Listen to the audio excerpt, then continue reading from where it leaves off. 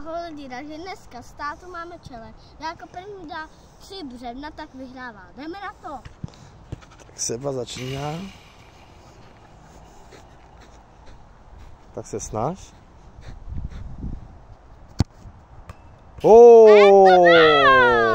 Get out!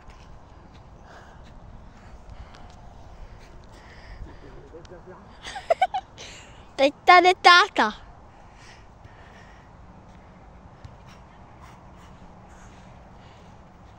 Tady to asi překopne.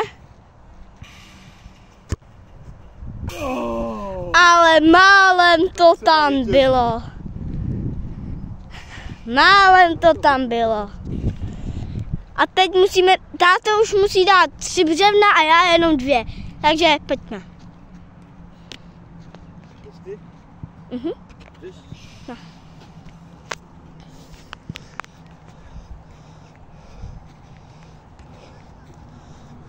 Pojď.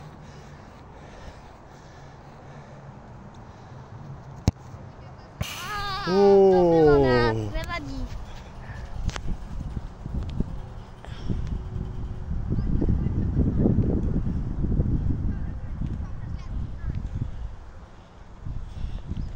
Teď jde táta a svoboda.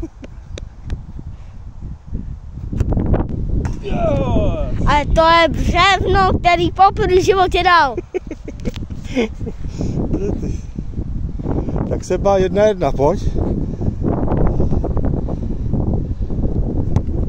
To se mi nepovedlo. To byla Dal jsem to mizérie. platírkou a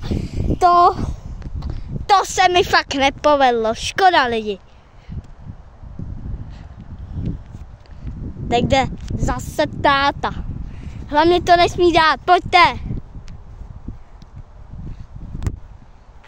A nedává. Tak se pojď.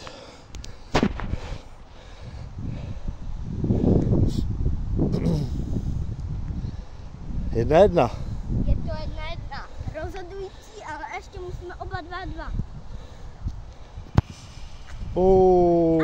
Tady to bylo trošku míň, ale mohlo to tam jít.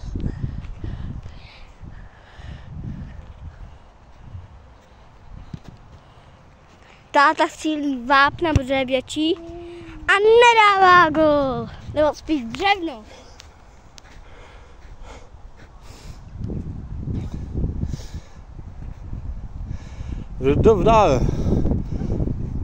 Kdo dá Sebíku to, druhý tak vyhrává, jo? Tak jo.